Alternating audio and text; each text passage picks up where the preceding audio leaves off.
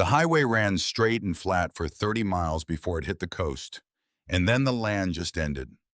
No gradual slope, no gentle transition, just the earth stopping at a line of gray rock above the water, as though someone had drawn a boundary and the world had respected it. The Atlantic was out there beyond that line, enormous and indifferent, doing what it had always done, without any awareness that anyone was watching. Wren Thackeray was watching. She was standing on the shoulder of the road with her back to the dead car and her face toward the water. And for a moment, she didn't think about the dead car or the $23 in her jacket pocket, or the fact that she and Dex had been awake for 19 hours and had eaten nothing since a gas station breakfast burrito outside of Bangor at 6 in the morning. For a moment, she just looked at the ocean and let the size of it do what the size of large things sometimes does, which is make the immediate problems feel briefly, mercifully small. Then the moment ended and the problems came back. The car had died 3 miles outside of a town called Harwick. It had been dying for weeks, coughing and hesitating on inclines, burning oil at a rate that required them to stop every 100 miles and check the dipstick like anxious parents checking on a sleeping child. It had lasted longer than anyone would have predicted, which was a pattern in Wren's life. The things she depended on tended to last precisely until they couldn't anymore, and not a mile further. She walked back to where Dex was sitting on the hood. He was 19, same as her, same height, same general quality of tiredness that had become their default state over the past 3 weeks of driving. They had met at the Millbrook Group Home in Westfield, Massachusetts, when they were both 14 and had spent the following 5 years navigating the particular obstacle course of the foster care system in parallel, close enough to watch each other's backs far enough apart to maintain the kind of independence that became necessary when you learned early that attachments had expiration dates. "How far?" he said. 3 miles. Town called Harwick." He looked at the car. He looked at their bags in the back seat. He looked at Wren. "Well," he said. "Yeah," she said. They divided the bags by weight and started walking. The road to Harwick ran between stands of white spruce and paper birch, the trees close on both sides and tall enough that the sky was reduced to a strip above the center line. The air smelled of pine resin and ocean salt. Two things Wren had never smelled in combination before, and the combination was so specific and so new that it functioned as a kind of marker, the smell of a before and after line in her life that she would be able to recall with precision for years. She was carrying 40 pounds on her back, and she was tired, and she was broke, and she was 19 years old, and she had just, in the most technical sense of the phrase, run out of runway. The foster care system in Massachusetts aged you out at 18. That was the official term, aged out, as though the problem was one of chronology, as though you had simply exceeded the system's parameters like a garment that no longer fit. At 18, the monthly stipend ended, the placement ended, and the institutional claim on your existence concluded. You became a private citizen, which was another way of saying you became responsible for yourself in ways you had never been trained for, using resources you had never accumulated with a history that was not a foundation but a series of addresses, none of which you owned. Wren had been in 6 placements between the ages of 7 and 18. Some had been adequate. One had been good, genuinely good. A couple named the Hadleys in Northampton, who had a garden and a dog, and who had treated her with consistent and patient kindness for 2 years before Mr. Hadley's job relocation to Phoenix had ended the placement and begun the process of explaining to a 15-year-old why good things also ended. She didn't blame the Hadleys. She had learned not to blame anyone specific for the specific shape her life had taken. Blame required a villain, and her situation had no villain. It had a system which was different. A system wasn't anyone's fault in the way that a person's fault was their fault. A system was just the aggregate of 1,000 individual decisions made over decades by people who were mostly trying to do the right thing, whose cumulative effect was that a 19-year-old girl was walking down a pine-lined road in Maine with 40 pounds on her back and no idea what was on the other side of the next mile. The thing she had, and she had cataloged this, honestly, was the ability to read situations. She had developed this skill early in the way that children in uncertain circumstances developed it as a survival mechanism. You learned to read the room before you entered it. You learned the difference between a door that was open and a door that was only unlocked. You learned that the most important information was usually the information nobody was offering, the thing people were carefully not talking about, the shape of the silence. She had been doing this her whole life. She was good at it. Harwick announced itself with a gas station, and then a white clapboard church, and then a scattering of houses set back from the road behind old trees and small gardens that still had the previous summer's dead stems standing in them, brown and precise against the gray sky. The houses were the kind that had been built to last and then had lasted, repaired and repainted over decades, until the repairs were as much a part of them as the original construction. They were houses with histories, houses that had been in families' houses, where the same kitchen table had absorbed 60 years of meals and arguments and silences. Wren had never lived in a house like that.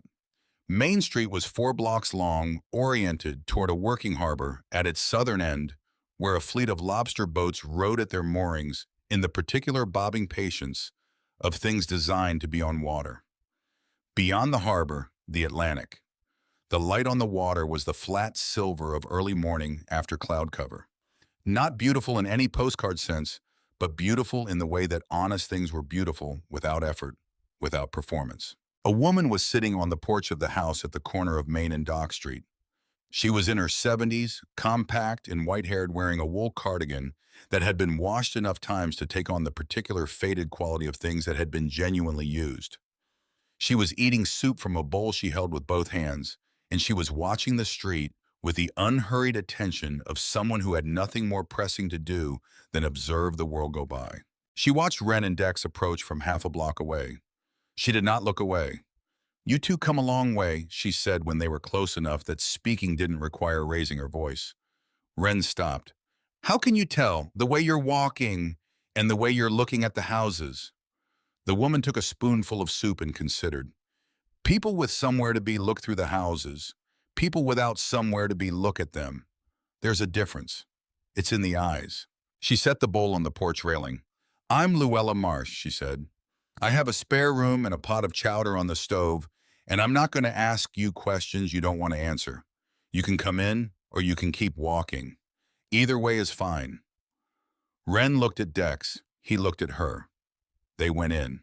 The kitchen was the warm, slightly cluttered kind that develops organically over decades of actual use, where the accumulation of objects is the record of a life rather than a decorating choice. Photographs on the refrigerator held by magnets from places. A calendar with handwritten notes in the squares. A mug tree with too many mugs.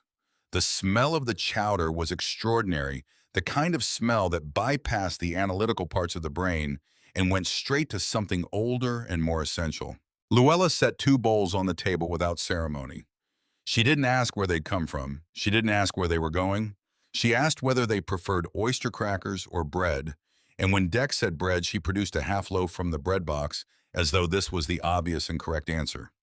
Wren ate. She had been eating for 19 years, and she had never once felt full, in the way she felt full after that bowl of chowder, which was not about the quantity of the food, but about something else.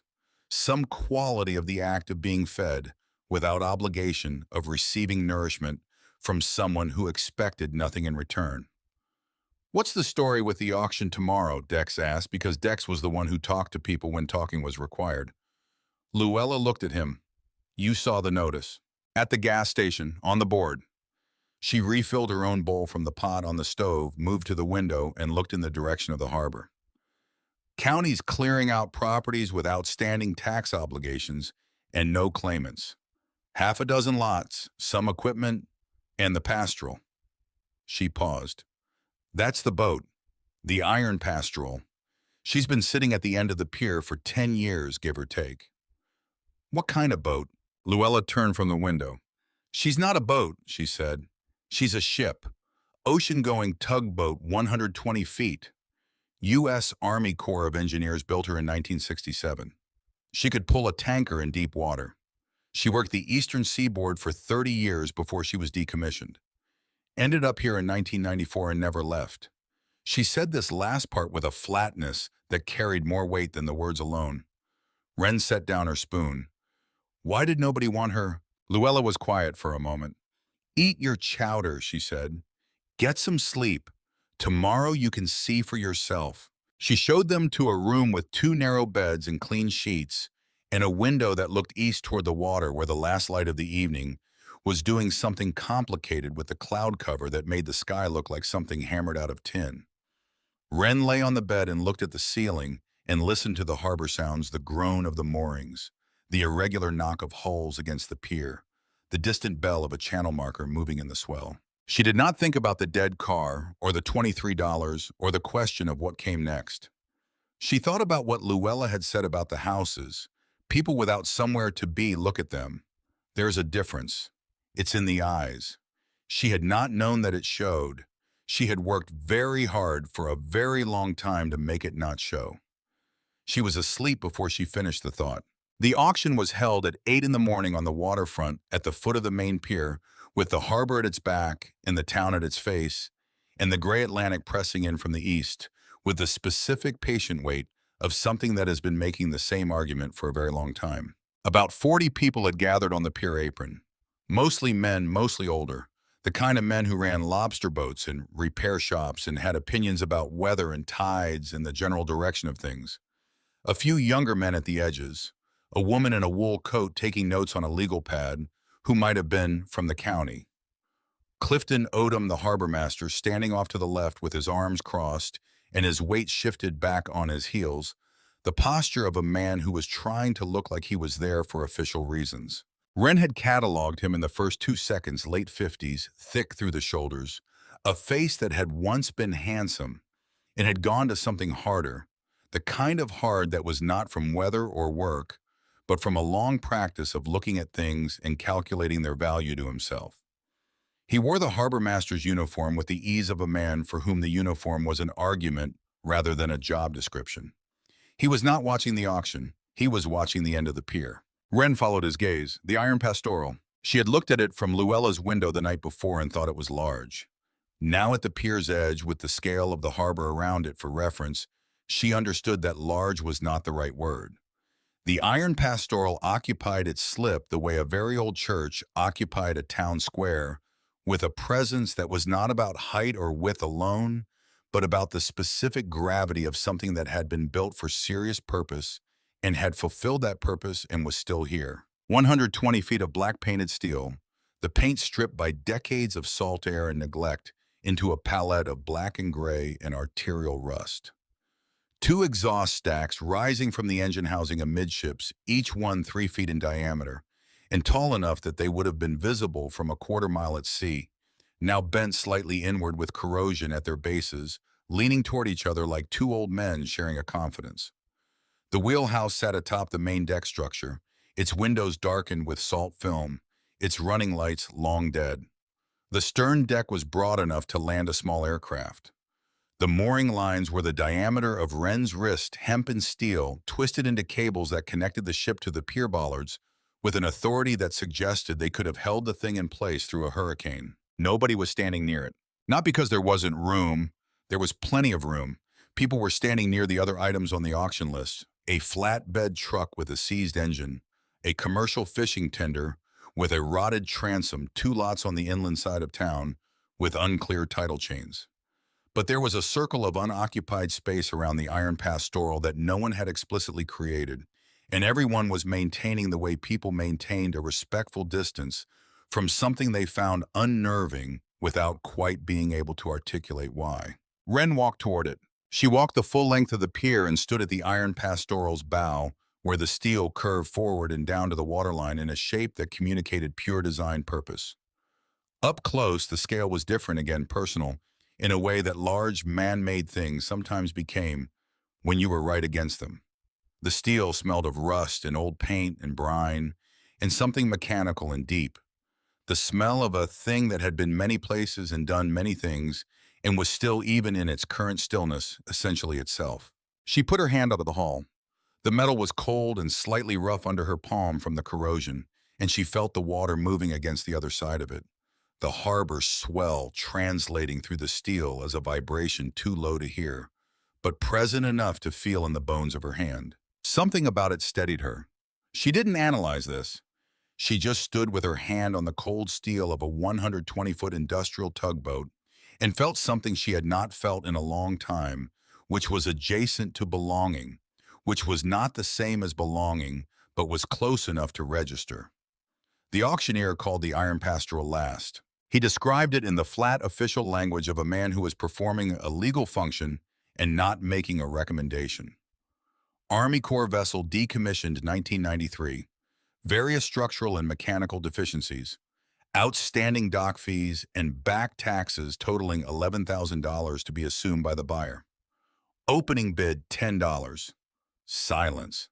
The 40 people on the pier were looking at various things. The sky, the water, their shoes. Not at the ship. Clifton Odom was looking at the ship, and then he was looking at Wren, who was still standing at the bow, and his expression had changed in some way that she registered without being able to immediately classify. $10, Wren said. She said it the way you said a thing when you had made a decision, and the decision was made and announcing it was a formality. Not loud, not dramatic, just clearly in the direction of the auctioneer, into the particular silence of 40 people who were pretending not to watch. The auctioneer looked at her. The people who had been studying their shoes looked up. Someone laughed. It started at the back and moved forward, the good-natured laughter of a crowd that had been waiting for something to laugh at, and had found it in the image of a young woman in a worn jacket with a backpack at her feet, raising her hand for a 120-foot rusted industrial ship with $11,000 in outstanding fees. Wren did not look at the laughing people. She looked at Clifton Odom. He was not laughing. He was looking at her with an expression she had spent 19 years learning to read, and what she read in it was not contempt and not amusement. It was calculation, and underneath the calculation, something that her body recognized before her mind caught up. He was afraid, not of her, of whatever she might find. The auctioneer cleared his throat. He looked around the group for a counterbid. No one moved. $10, he said.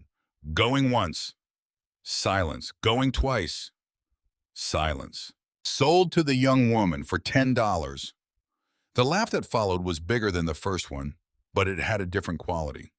It was covering something the way laughter often covered something, and what it was covering was a thing that Clifton Odom was not laughing about.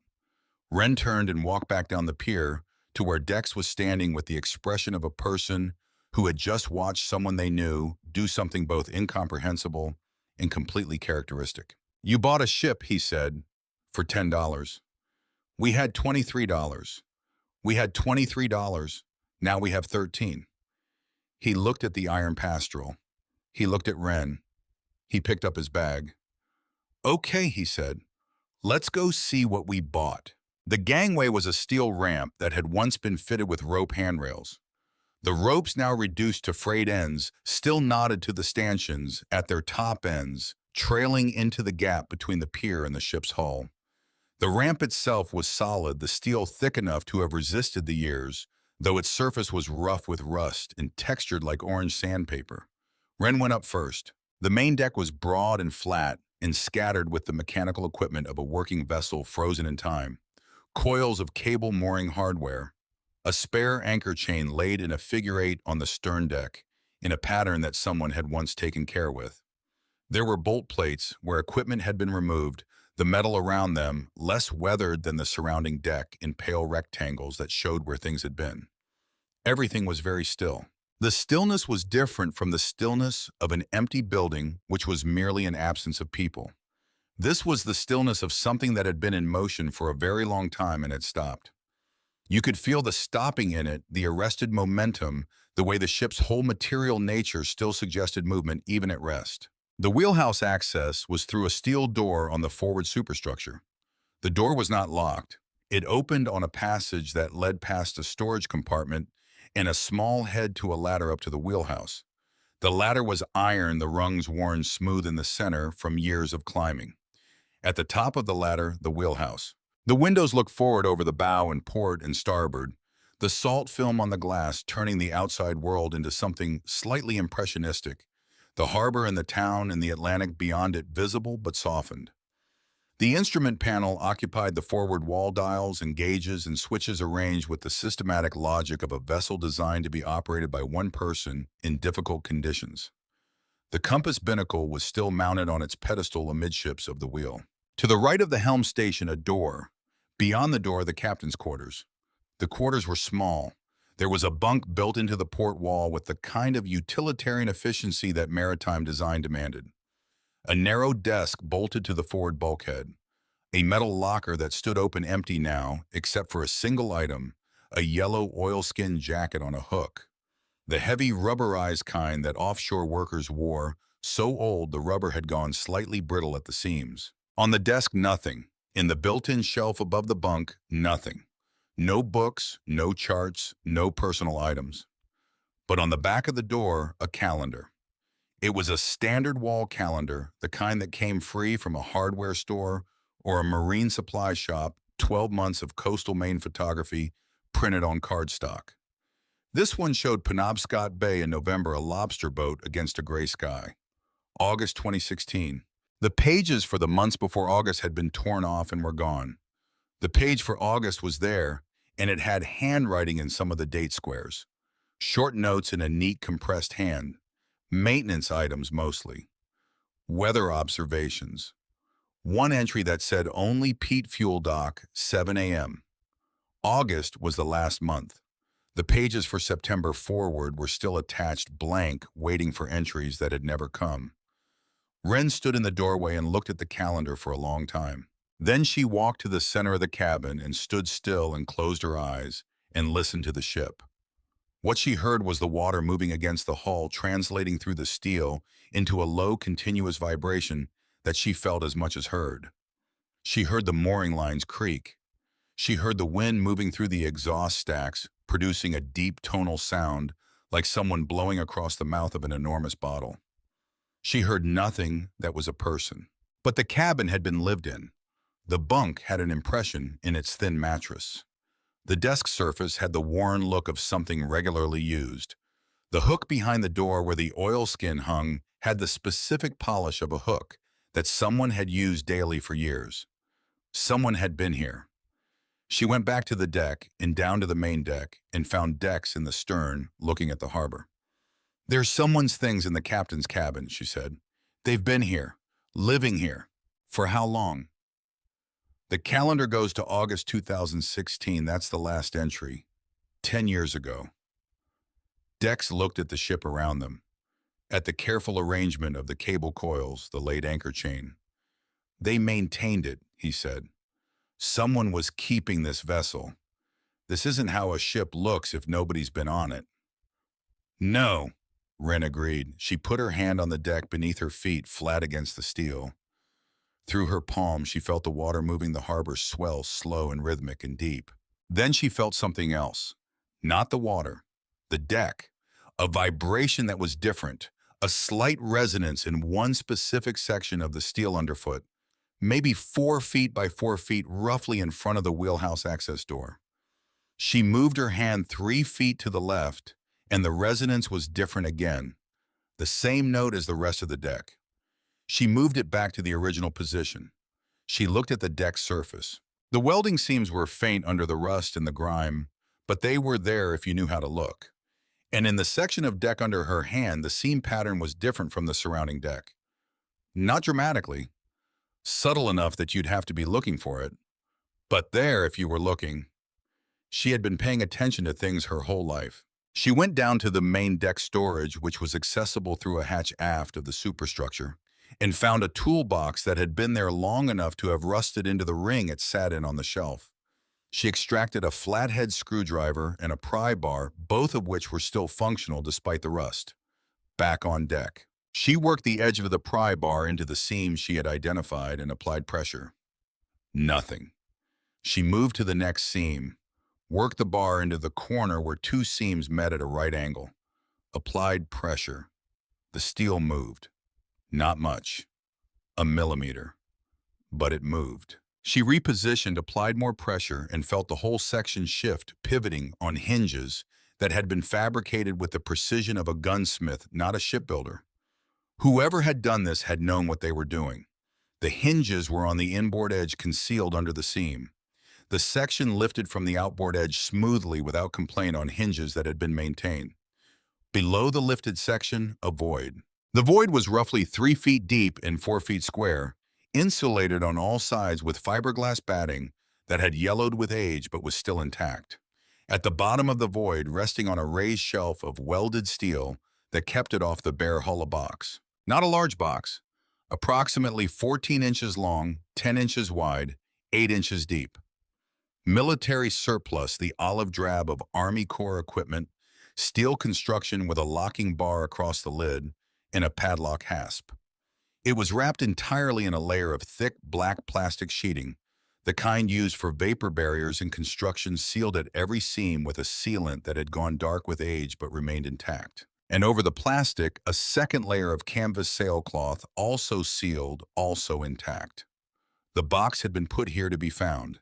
It had been put here by someone who understood marine environments and understood moisture and understood time, who had taken every reasonable precaution to ensure that what was inside would remain accessible indefinitely. Wren lifted it out with both hands. It was heavier than it looked. She set it on the deck beside the open hatch and sat on her heels and looked at it. Dex came from the stern, saw her, saw the box, and crouched down beside her without speaking. She cut the canvas and then the plastic with the screwdriver, working carefully and without hurry. Beneath the layers, the steel box surface dry, the lock mechanism intact. The lock was a standard padlock of the kind that could be defeated with the right tool, but she found that she didn't need to because the padlock was not closed. The shackle was seated in the hasp but not clicked shut. It had been left that way. An open lock on a sealed box in a sealed hatch in a 120-foot ship that nobody was supposed to buy. Left open so that whoever finally found it would be able to open it. She lifted the lid. Inside, packed with the same obsessive care as the exterior, wrapping 3 items. A journal. Leather-covered, the kind you bought from a stationery store, with a red ribbon bookmark sewn into the spine. The leather was soft, with handling the kind of soft that came from years of being opened and closed, read and written in and held. The pages were cream-colored and dense with writing, the ink well preserved by the sealed environment. The writing was small and precise, each letter formed with the deliberateness of someone who had learned penmanship before it stopped being taught and had never stopped caring about it. An envelope, business-sized, manila-colored, sealed, written on the front in the same hand for whoever finds this. And a roll of papers, legal-sized, tightly rolled, held with a rubber band that had lost most of its elasticity with age, but still held.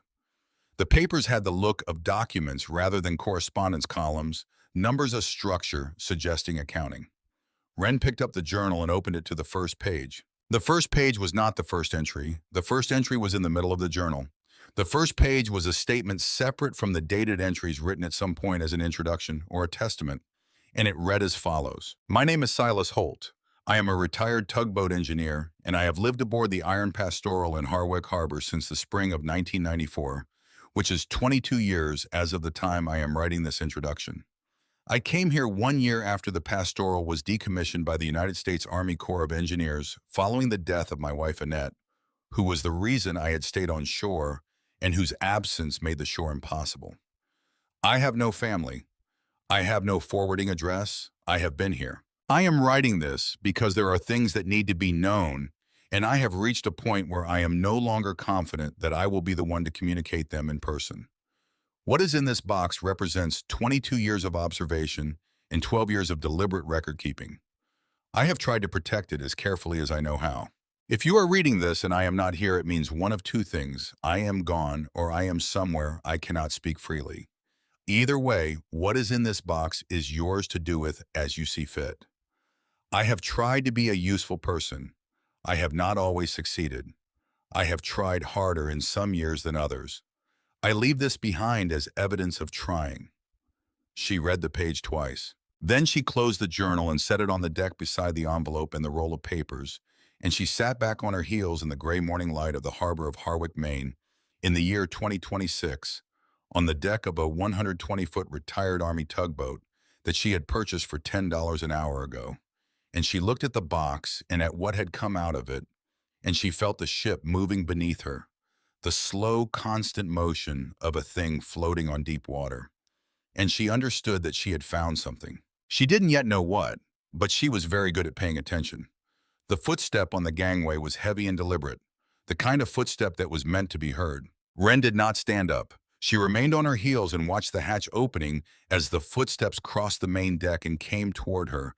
And when Clifton Odom's head and shoulders appeared above the deck edge, she was already looking at him with the flat evaluative attention she had developed over years in situations that required it. He was wearing his harbor master's jacket. He had his hands in his pockets, which was the posture of someone who had decided to seem casual and was working at it. He saw the open hatch. He saw the box. His expression did not change, which was itself a kind of expression. "Thought I'd come by," he said. "Welcome the new owners." He looked at the open hatch with the empty void beneath it. "Finding everything okay?" Wren met his eyes. "We're just getting oriented," she said. "Good." He moved his gaze from the hatch to the journal on the deck to Wren. "It's a big vessel for two young people. Lots of liability, lots of maintenance." He paused. "The county would have scrapped her eventually if she stayed unclaimed. You might want to think about whether there's a cleaner resolution. I could help with that. We just bought her this morning." "Sure." He looked at the journal again. "Right, well, if you want to talk about options, you know where the harbor master's office is?"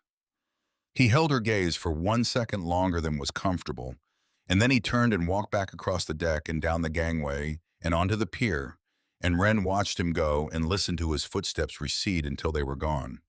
Then she looked at Dex. "He knew," she said, "about the hatch. He came as soon as the auction ended. He knew what was down here." She looked at the journal. "He came to see if we'd found it." She reached out and picked up the journal again and held it in both hands and felt the weight of it, 22 years of one man's life, concentrated into a few hundred pages of careful handwriting, sealed in a steel box in a hidden hatch, in a ship that the whole town had been too careful to buy. Through the hull of the ship, the water moved. She opened the journal to the first dated entry. The first entry was dated April 14th, 1994. It was brief.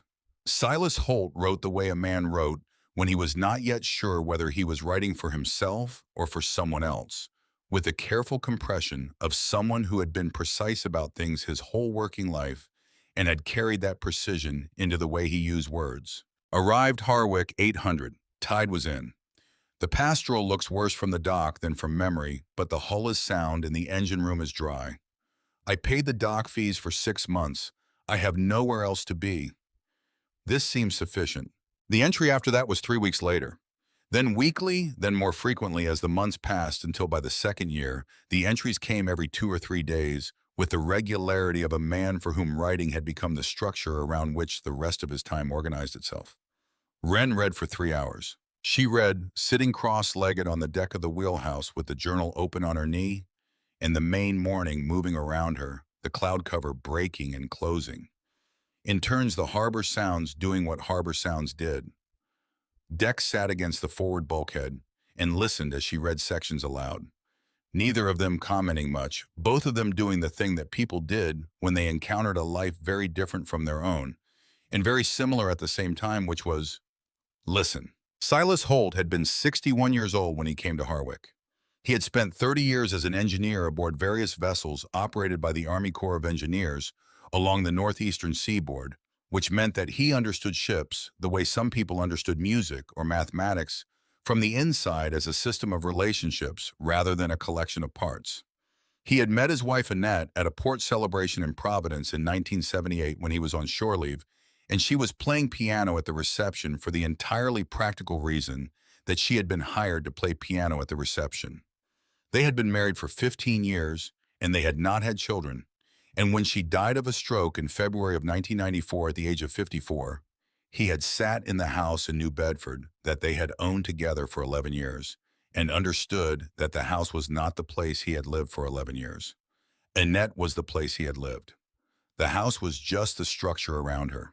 Without her in it, it was 4 walls and a roof and a legal description. He had looked at what he knew how to do and where he could do it, and had found the Iron Pastoral. She had been decommissioned the previous year, placed in a government surplus auction that nobody had attended. He had attended. He had paid $11,000 for her, which was most of what he had, and had brought her to Harwick because he had worked out of Harwick in his 30s on a coastal survey contract and had found the harbor to be the kind of harbor that would absorb a single man living on a ship without requiring an explanation. He was right about that. Harwich was small and self-contained and had the particular character of places that had been economically modest for long enough that its residents had developed a pragmatic tolerance for the eccentricities of those who stayed. Nobody asked Silas why he lived on a decommissioned tugboat. They asked him if he needed work, and he said sometimes, and when there was work at the docks or on the boats or in the machine shop on the east side of town, he did it, and when there wasn't, he maintained the pastoral, which provided him with sufficient occupation. He had no expenses beyond food and dock fees. This was the detail that Wren returned to as she read. No rent, no utilities, no insurance, no car, no clothing beyond what a working man required. For 22 years, Silas Holt had lived on a ship where the only ongoing costs were his food and the quarterly dock fee to the Harwich Harbor Authority, and he had worked steadily, if modestly, and he had saved. He didn't write about saving. It appeared in the journal only obliquely in the way that people didn't write about the things they had decided, only about the things they were still deciding. The saving had been decided long before the journal began. What the journal contained was the rest. The first one was in the winter of 1995. Roy Decker worked the fuel dock had worked it since his 20s, and in January of 1995, his wife had a difficult delivery with her second child and was hospitalized for 3 weeks, and the medical bills accumulated in the way that medical bills accumulated in the American healthcare system, which was without mercy or pause. Roy came back to work looking like a man who had stopped sleeping. He didn't talk about it, but the town was small and the harbor community was smaller, and Silas had been at the fuel dock 6 days a week for 9 months by that point, and knew Roy Decker's face in all its variations. He wrote Roy came in at 7. He was wearing the same shirt as yesterday. He put the fuel receipts in the box, and I noticed his hands were shaking slightly. Not from cold. I know what that kind of shaking comes from. I asked him if everything was all right, and he said fine. The way that people said fine when they meant the opposite and had decided that asking for help was not an option. I went to the bank in the afternoon. That was all. 1 paragraph. He did not write what he did at the bank. The next entry, 3 days later, made no reference to it. 2 weeks later, there was a single line, Roy seems to be sleeping better. His hands have stopped shaking. Wren paused on this entry for a long time. She turned the pages forward, looking for the pattern. It was there. It was consistent. Every year or two, sometimes more frequently, sometimes with longer gaps, there was an entry. With this structure, a person noticed a problem, understood, without being stated, an action taken that was not described, an outcome observed. The action taken was always at the bank. Miriam Voss.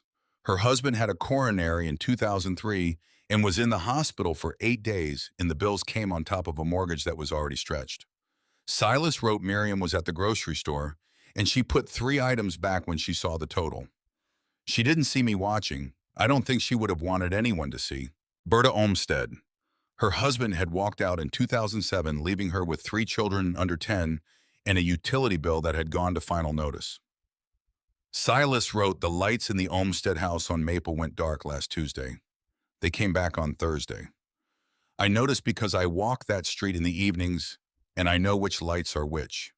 I know which darkness is the darkness of a house going to bed, and which is the darkness of a house that cannot afford to be lit.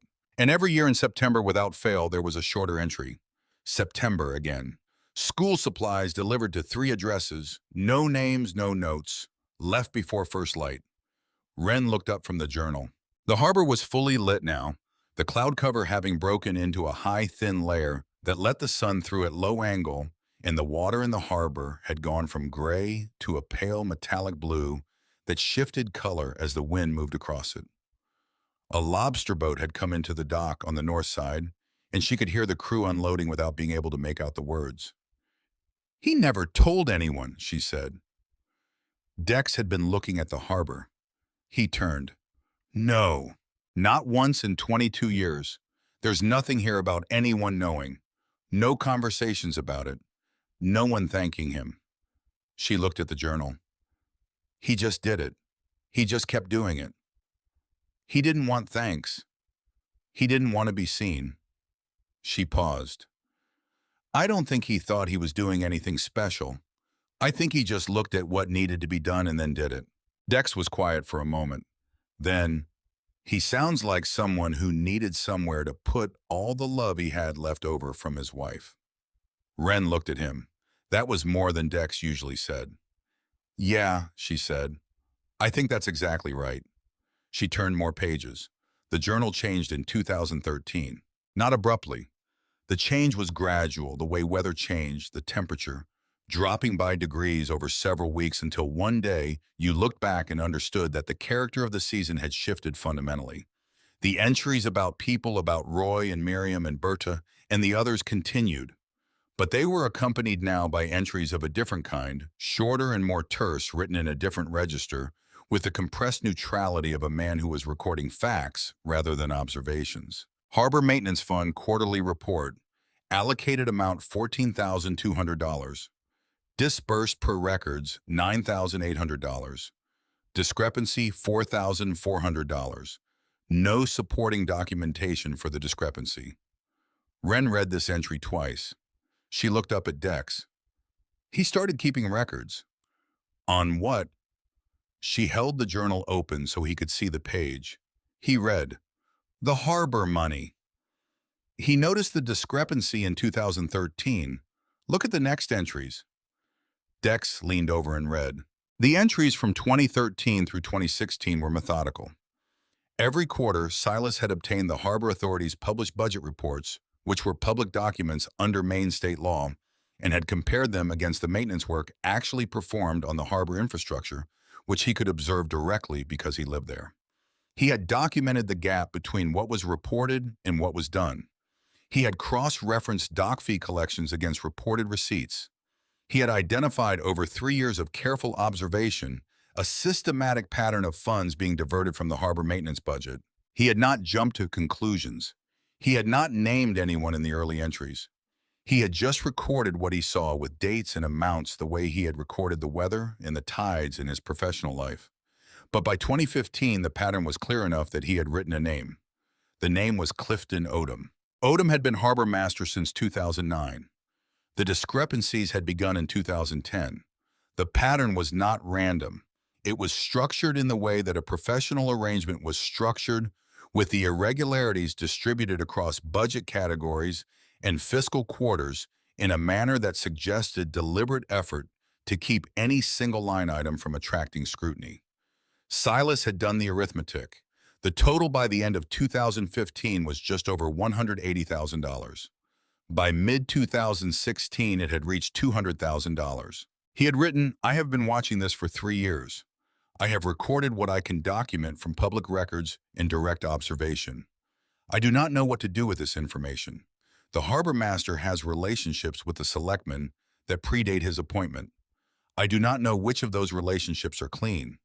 I do not know who to trust. And then 1 month later, I have made a decision. I will speak to Odom directly. I do not expect a productive result. I expect to understand from his response exactly what kind of situation this is. After that, I will decide what to do." After that entry, 11 days of nothing. Then the last entry in the journal dated August 9th, 2016. "I spoke to Odom this morning at the fuel dock. I told him what I had found. I did not tell him that I had documentation. I wanted to see his response before I committed to any action.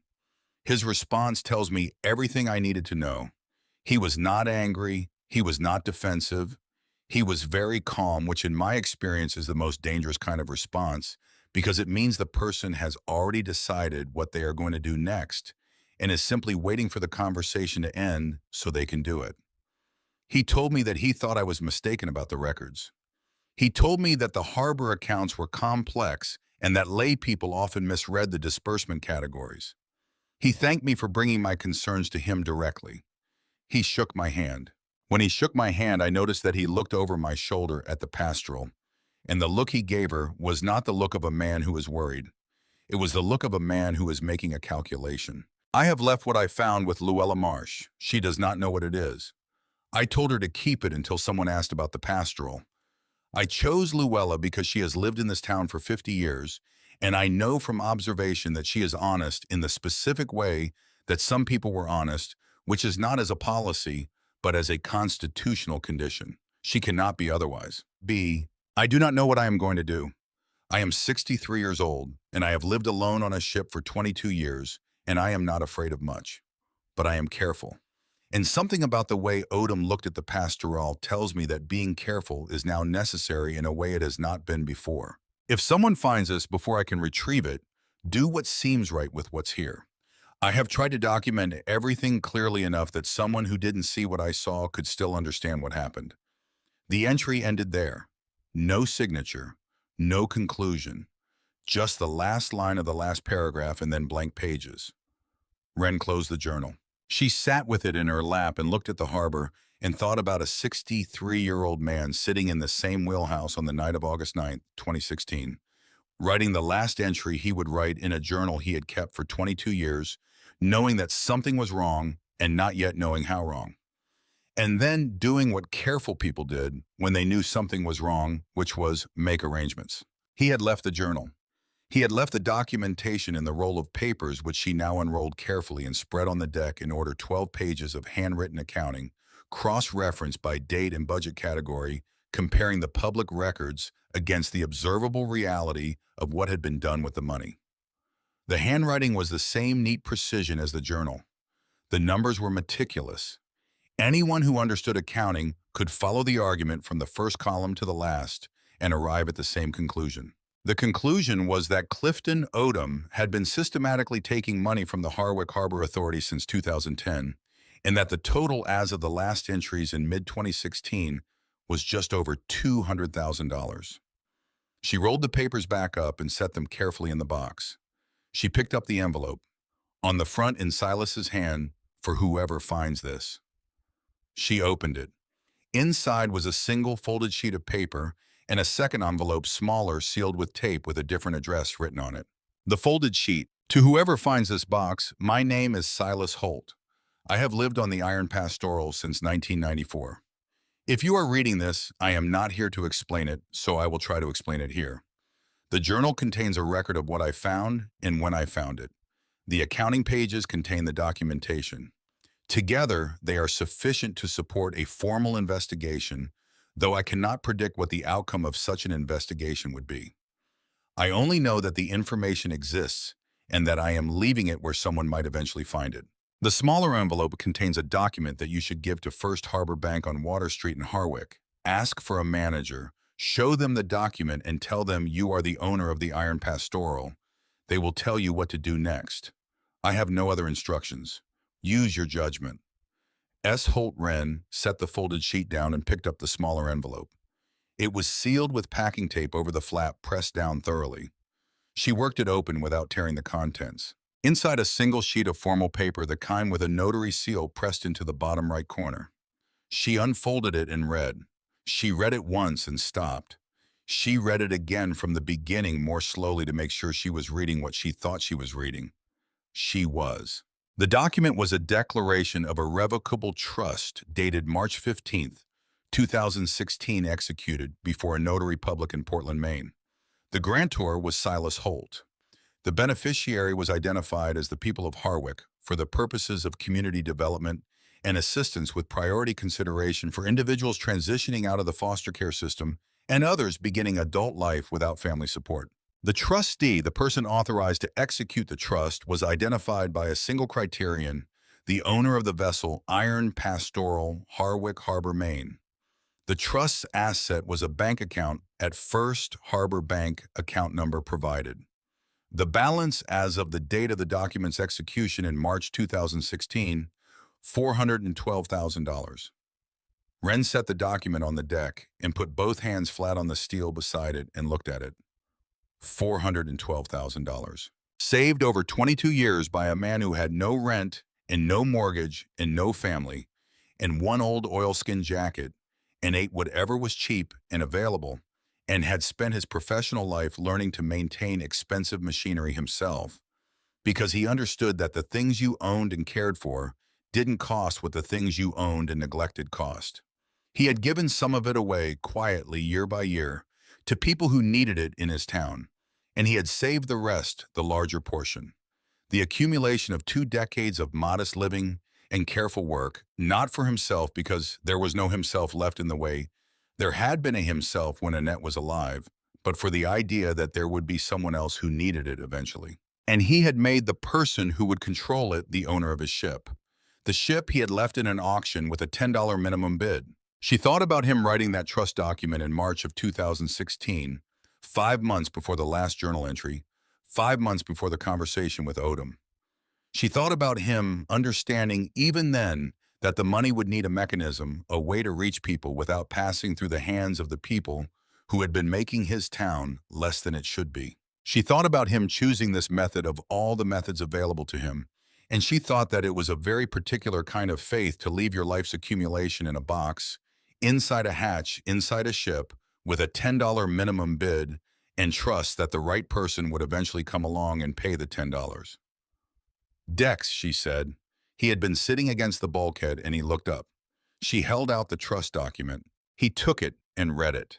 She watched his face, which moved through several expressions in sequence, the first being incomprehension, the second being comprehension, the third being something she didn't have a precise word for, but recognized as the expression that appeared when a person encountered evidence of human generosity on a scale that exceeded their established categories for what human beings were capable of. He was waiting, Dex said. He set this up and then he was waiting for whoever showed up. He didn't wait long enough. No. Dex set the document down carefully. He got scared, or they scared him, and he had to go before someone came. The footstep on the gangway was different this time. Not heavy, light, careful, the footstep of someone who was not trying to be heard. But the gangway had its own vocabulary and it announced wait regardless of intention, and Wren heard it and was on her feet before the person was on deck. It was not Odom. It was a younger man, maybe 30 in work clothes with harbor dirt on his boots, and his face had the look of someone who had made a decision about whether to come here and had made the decision only recently and was still not entirely certain he had made the right one. He stopped when he saw Wren standing. "My name is Tommy Bray," the man said.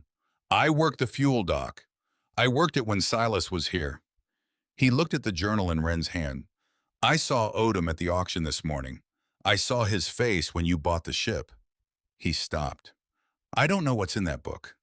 I don't want to know. I just came to say that whatever Silas left, he left it careful and for good reason. And Clifton Odom has been the harbor master here for 17 years, and there's a reason some of us knew not to ask questions about the harbor accounts." He looked at the journal again. "I don't know who you are," he said, "but you bought the ship, and if Silas left something on that ship, I figure that means he thought whoever bought it should have it." He put his hands in his pockets. "That's all I came to say." He turned and walked back down the gangway. Wren watched him go, and then she turned and looked at the journal and the rolled papers and the trust document spread across the deck of a 120-foot retired Army tugboat in the harbor of a small Maine town. And she thought about what it meant that a man who had spent 22 years living alone on a ship with no family and no forwarding address had managed with meticulous care to turn his invisibility into something that would outlast him. He had been so quiet. He had been so careful. And he had been preparing for this for years before he understood why. Outside, the harbor moved. The water pushed against the hull with its patient, perpetual insistence, and the ship moved with it fractionally, the way large things moved when they were anchored in water, not fighting the movement and not surrendering to it, just absorbing it and continuing. She picked up the trust document and folded it carefully and put it in her jacket pocket close against her chest. Then her phone buzzed. She didn't recognize the number. She answered. The voice on the other end was Odom's. She recognized it immediately. "Miss Thackeray," he said, "I was hoping we could have a more formal conversation this afternoon. About the property, about the vessel situation." A pause calculated. "About what you may or may not have found on board." Wren looked out the wheelhouse window at the harbor, in the town beyond it, and the Atlantic beyond that. "I'll be here," she said. She ended the call and stood with the phone in her hand for a moment, and then she looked at Dex. "Find Luella," she said. "Tell her we need to talk to her tonight. Tell her it's about the envelope Silas left with her." Dex was already moving toward the gangway. She turned back to the window. The harbor lay before her, ordinary and working lobster boats, in pleasure craft, in a fuel dock, in a pier, and beyond it all, the ocean. And somewhere out there, in the direction of that ocean, was the answer to what had happened to Silas Holt, who had lived on this ship for 22 years and had helped this town for 22 years and had at the end of those years understood something about what it cost to see clearly and to act on what you saw. She understood that she was now in the same position. She had $10 in the auction receipt in her pocket and $412,000 in a trust document against her chest, and a journal full of 22 years of one man's careful attention to the people around him. And she was 19 years old and had nowhere else to be. She was going to read every page of that journal before Odom came. Luella Marsh came to the ship at 7 in the evening. She came the way she did everything without ceremony and without hurry, walking the pier with a canvas bag over one arm and the measured confidence of a woman who had been walking this particular pier for 50 years and had no plans to walk it differently now. She wore the same wool cardigan she had worn that morning, and when she came up the gangway and onto the main deck, she looked around at the ship with an expression that was not surprise, but something more considered the look of a person who had known a place existed for a long time and was finally seeing it. She had been inside the Iron Pastoral once before. She told them this when she sat down at the small table in the wheelhouse that Wren had cleared of its accumulated salt film and marine charts. Silas had shown her through once in the spring of 2015, a year before he disappeared. Not the hidden compartment, just the ship. The wheelhouse, the engine room, the main deck.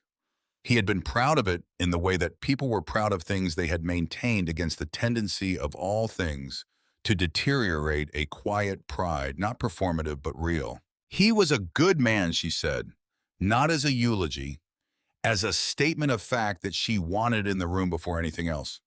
"We know," Wren said. "We read the journal." Luella looked at the journal on the table between them. She didn't touch it. "All of it. Both of us. Yes." She was quiet for a moment. Outside, the harbor had settled into its evening character. The working boats quiet at their moorings, the light going slowly from the sky, the water taking on the darkness from below rather than from above, the way deep water did. "He never told me what was in the envelope," Luella said. "He came to my door in the first week of August 2016. He had the envelope. He said, 'Luella, I need you to keep something for me.' He said, 'Don't open it and don't tell anyone you have it. If someone comes asking about the Iron Pastoral and they seem like the right person, give it to them. If no one ever asks, hold on to it until I come back for it.'" She looked at Wren. "I waited a month, then I waited another month. In October, I asked Roy Decker if he'd seen Silas, and Roy said no, not since late summer. By November, I understood he wasn't coming back for it." She paused. "I understood something else had happened. I didn't know what. I still don't know what." "What do you think happened?" Deck said. "I think he saw something he shouldn't have seen, and someone decided that was a problem." She said it without drama, the way you said things you had thought about many times and had resolved into simplicity. "I think Clifton Odom decided it was a problem." "You knew about Odom." "I knew about Odom the way this town knows about Odom, which is that everyone has noticed things that don't add up, and nobody has said so because saying so required a kind of courage that's hard to maintain when you live in a small place, and the person you're saying it about controls the harbor your livelihood depends on." She looked at her hands on the table. "That is not a defense. It is an accounting." Wren opened the trust document and set it on the table in front of Luella. Luella put on the glasses that were hanging from her cardigan and read it. She read it slowly with the attention of someone who understood documents, and when she reached the end, she took her glasses off and sat very still for a moment. $412,000, she said, from 22 years of living on the ship and spending almost nothing. Luella set her glasses on the table beside the document. She looked out the wheelhouse window at the harbor, at the town beyond the harbor, at the particular arrangement of lights that a small coastal town made at dusk, modest and specific and completely itself. "He gave money to Roy Decker," she said. It was not a question. "And to Miriam Voss, and to Berta Olmsted." "He gave money to a lot of people," Wren said. "He wrote about it in the journal. He never put his name on it. Luella was quiet for a long time.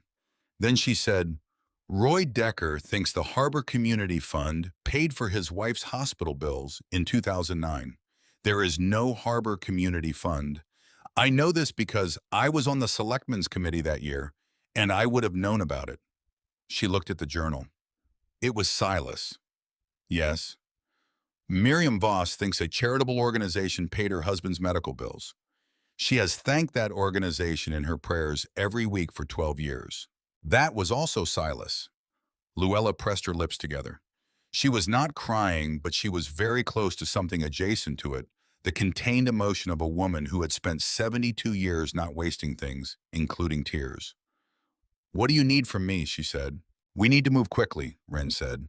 Odom called me this afternoon. He wants to talk. He knows something was hidden on this ship. He may not know what exactly, but he knows Silas left something, and he's been waiting for years for whoever found this ship to find it. What are you going to do? Tonight we need to go to the county clerk's office. She looked at the rolled accounting papers. And the newspaper. Harwick has a paper. The ledger, yes. We need to do both at the same time, so that Odom can't get to one before the other.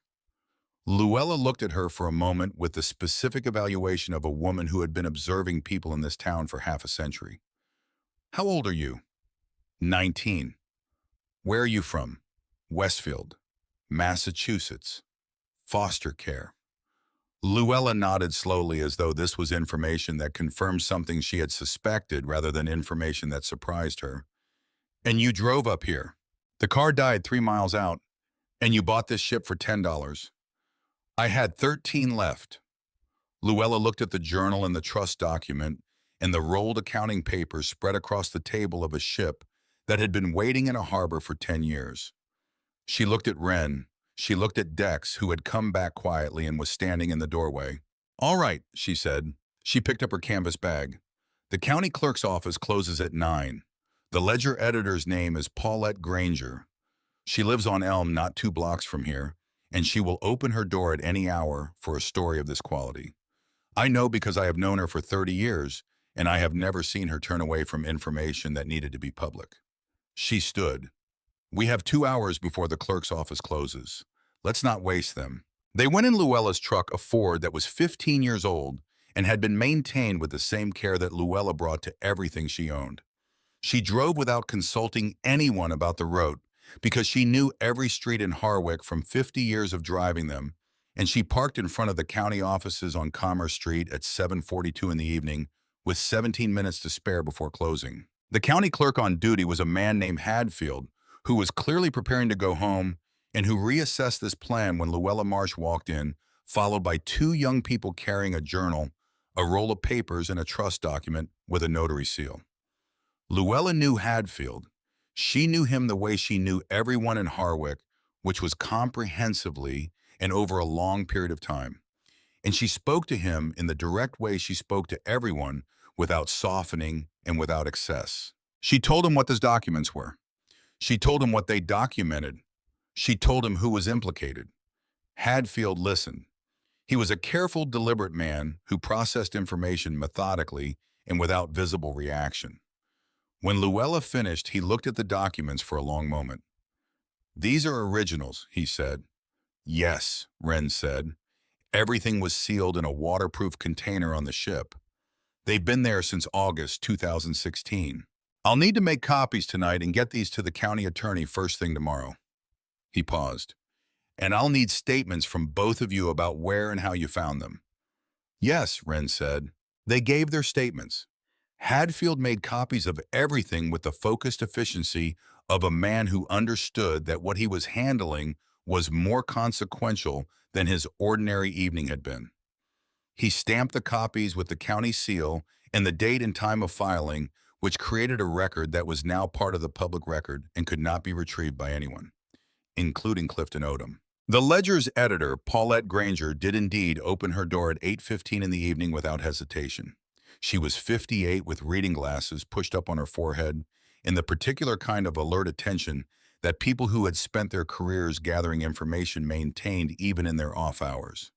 She invited them in, made coffee, without asking if they wanted it, and sat at her kitchen table with the documents spread before her and read everything in silence for 45 minutes. When she looked up, she looked at Wren. "Where did you get these?" Wren told her. Paulette Granger looked at Luella. "She bought the ship," Luella confirmed. "For $10, Dex said. Paulette looked at the accounting papers. "Silas Holt prepared these." "Over 3 years," Wren said. "He cross-referenced the public budget records against direct observation. He lived at the harbor. He saw everything. I need to verify the numbers independently before I can publish." "You have the public records. The discrepancy is in the public records if you know what you're looking at." Paulette nodded once. "I know what I'm looking at. Give me until tomorrow afternoon." She looked at Luella. "The county clerk has copies filed tonight." "Good." She gathered the copies she had made during the reading and set them in a neat pile. "Odom is going to know something is moving against him by morning. The filing creates a record. He'll have people who will tell him." She looked at Wren. "Is there somewhere safe you can be tonight?"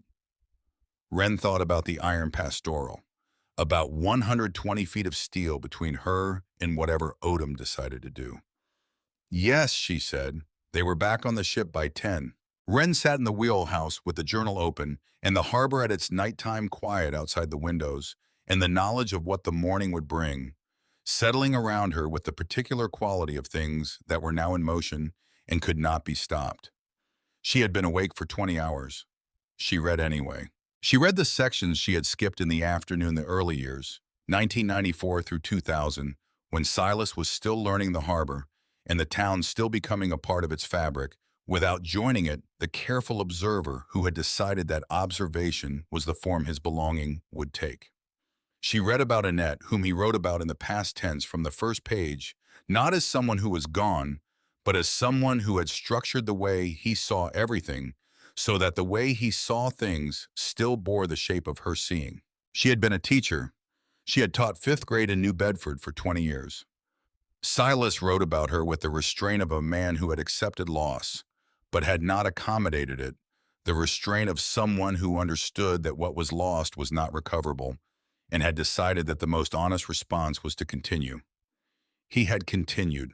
He had continued in the only direction that was available to him, which was forward and alone, and the record of that continuing was 600 pages of small, careful handwriting that had found its way to a 19-year-old woman who had paid $10 for the privilege of reading it. Dex had fallen asleep in the captain's quarters, his breathing slow and even through the open door.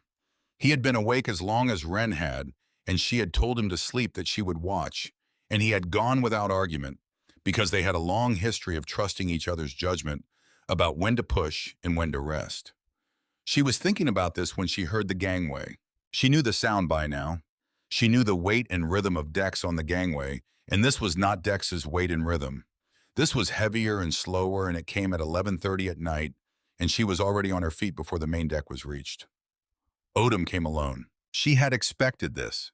He came onto the main deck in the dark and stood there for a moment, letting his eyes adjust, and she watched him from the wheelhouse window before she came down. He was wearing civilian clothes, not the uniform. He had an envelope in his hand. She came down the external ladder to the main deck and met him there. The harbor was dark around them, the running lights of the moored boats reflecting in long broken lines on the water, the town lit only at its edges. The iron pastoral occupied her slip in the darkness with the same presence she occupied it in daylight, massive and still and essentially unchanged by the time of day. Odom looked older without the uniform, not smaller, just older the way that certain men looked when you removed the structure that organized them when the role was absent, and what remained was the person who had been using the role as an architecture. "Miss Thackeray," he said. "Mr. Odom." He looked at the ship around them. His gaze moved from the deck to the wheelhouse to the forward superstructure and back to her, and it was the gaze of a man performing an accounting. "You've had time to look around," he said. "Yes." "And you found things." It was not a question. "I found things," she agreed. He held up the envelope. $20,000, he said. "Certified funds. And I'll arrange the dock fees on the pastoral for 10 years. You and your friend walk away with a clean situation." He said this with the tone of someone making a proposal that was too reasonable to refuse the practiced tone of a man who had made similar proposals before and had generally found them effective. Wren looked at the envelope. She looked at Clifton Odom. He had been harbor master of this town for 17 years. He had sat at the desk in the harbor office and received the dock fees and signed the maintenance contracts and attended the selectmen's meetings and appeared at the town functions and been in all observable respects a public servant fulfilling a public function. He had been trusted with the town's infrastructure and the town's money and the town's confidence, and he had used that trust the way certain people use trust, as a resource to be extracted rather than a relationship to be maintained. And Silas Holt had lived 60 feet away from him for 6 years after Odom took the job watching recording, and Odom had known and had been afraid of him and had made Silas's choice to disappear in August of 2016 feel like the only available option. She thought about the journal entry on August 9th. When he shook my hand, I noticed that he looked over my shoulder at the pastoral, and the look he gave her was not the look of a man who is worried. It was the look of a man who is making a calculation. She understood now fully what Silas had understood then. Silas Holt helped this town for 22 years, she said. He helped Roy Decker when Roy's wife was sick. He helped Miriam Voss when her husband had his heart attack. He helped Berta Olmsted when she was alone with 3 kids and no money. He helped over 2 decades worth of people in this town who didn't know they were being helped and never thanked him because they thought the help came from somewhere else. She looked at Odom steadily. And he documented what you did. 3 years of documentation, meticulous, cross-referenced against the public record. Odom's face was very still.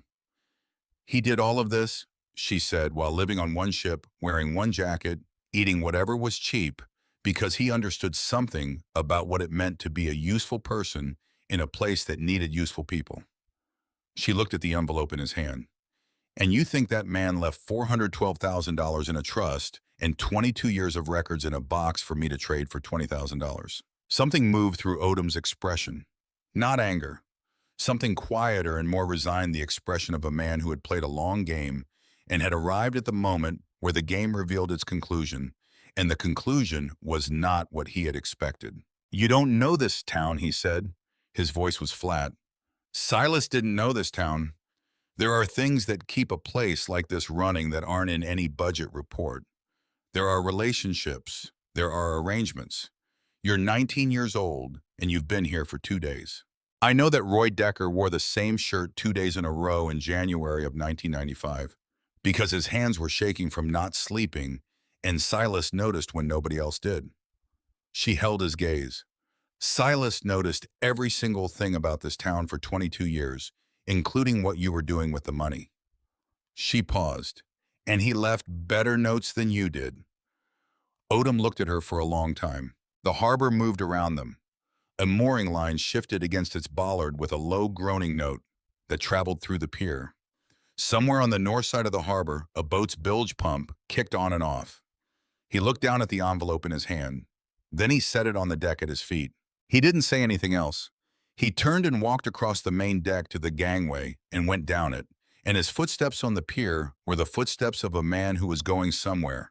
He had already decided to go, and the darkness of the harbor received him. And then there was nothing but the ordinary sounds of the night. Wren stood on the main deck and listened to the footsteps until they were gone. Then she bent and picked up the envelope and held it for a moment and set it back down. Paulette Granger's story ran the following morning, available online at 6 and in print at 8. She had worked through the night, Wren learned later, verifying Silas's accounting figures against the public records and finding them accurate to within 2% of margin she attributed to the limits of public record precision, rather than any error in Silas's methodology. She had interviewed Hadfield at the county clerk's office at midnight. She had reached the state attorney general's office by email at 1 in the morning with a summary of the filing and a request for comment. The story was complete and accurate, and it carried the specific authority of journalism that had done the work, and it appeared in the Harwick Ledger under a headline that named Clifton Odom directly and detailed the amount and the duration and the mechanism of the diversion.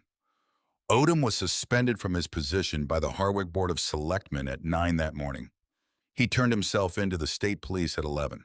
The two selectmen who had signed off on budget reports without adequate scrutiny over the relevant years retained counsel by noon. Roy Decker came to the ship that afternoon.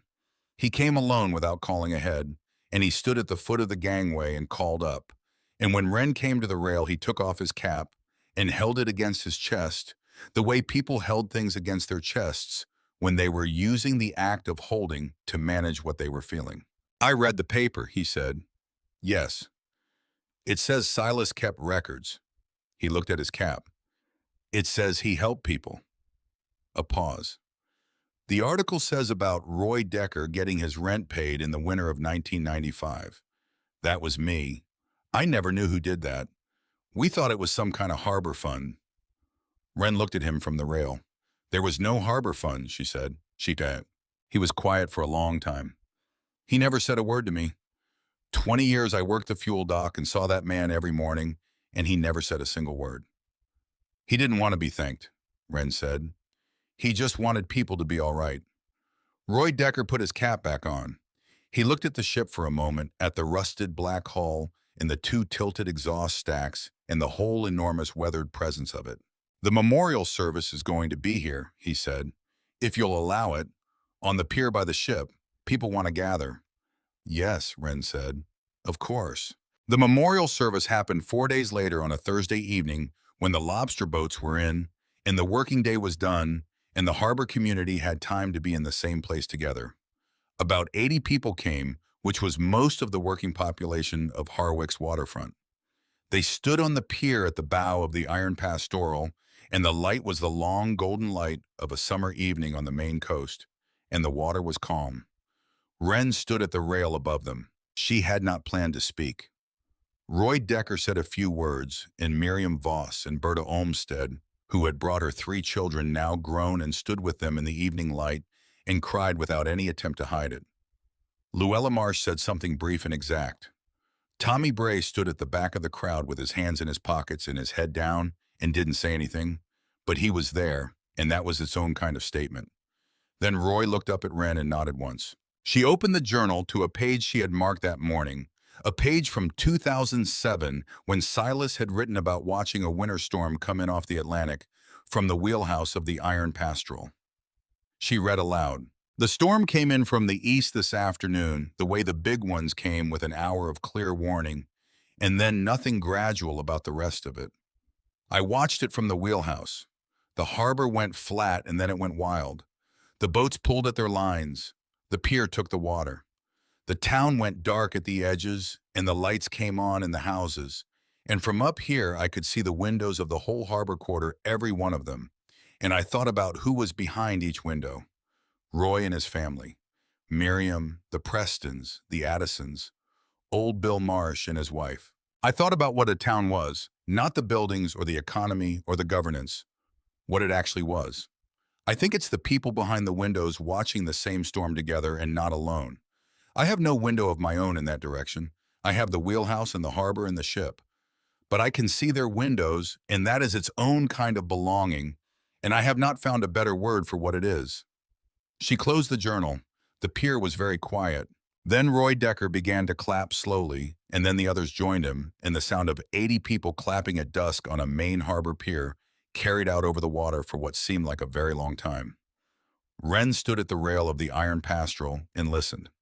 First Harbor Bank opened at 9 on Friday morning. Wren was there at 8:55. She walked in and asked for the manager and said that she was the owner of the Iron Pastoral and that she had a document to present. The manager, a woman of about 50, who had the composed efficiency of someone who had heard a wide range of opening statements and processed all of them, took the trust document and read it without visible expression. Then she looked up at Wren. This trust has been active since March 2016, the manager said. The interest alone over 10 years is considerable. Yes, Wren said. You understand the terms. Priority consideration for individuals transitioning from the foster care system. I understand them, Wren said. I aged out of foster care in Massachusetts 8 months ago. So did my friend Dex. We came to Harwick because our car died 3 miles outside of town. She paused.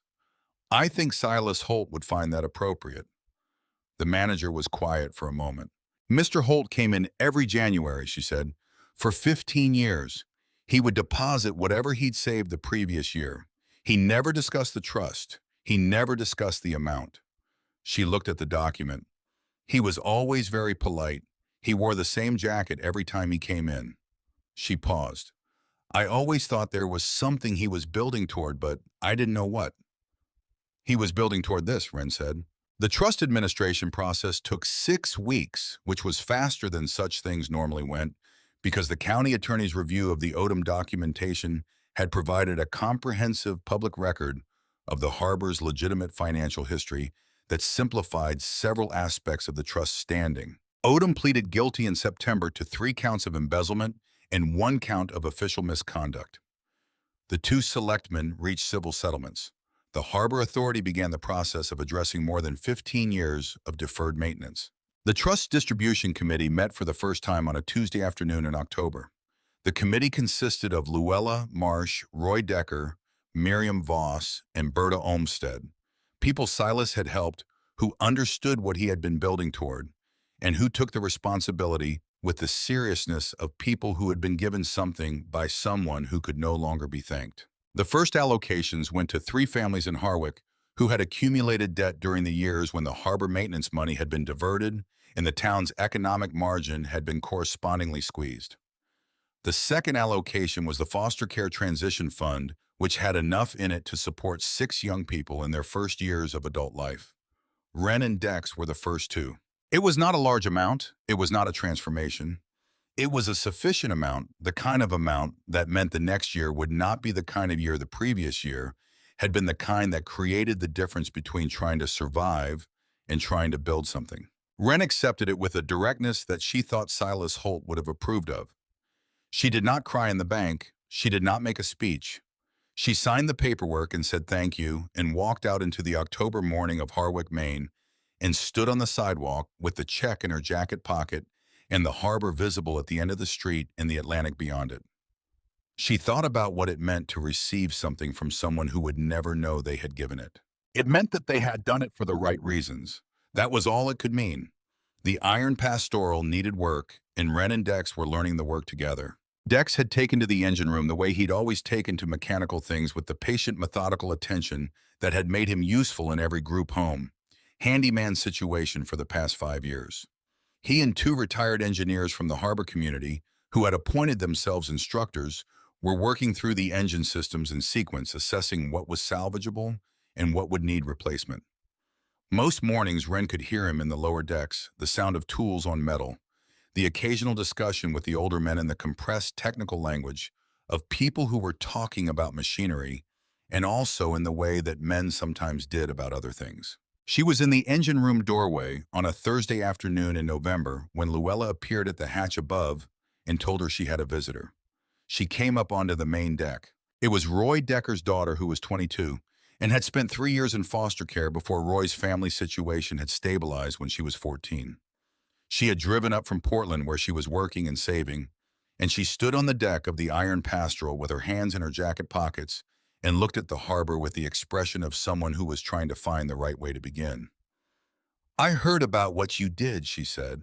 About the documents, about the trust. Wren waited. I'm not looking for money, the young woman said. I have a job. I'm managing. She looked at the deck. I just wanted to see the ship. My dad talked about it. He talked about Silas. She looked up. He said Silas was the kind of person who made you think there were more good people in the world than you thought there were. Wren thought about this. Do you want to see the wheelhouse? She said.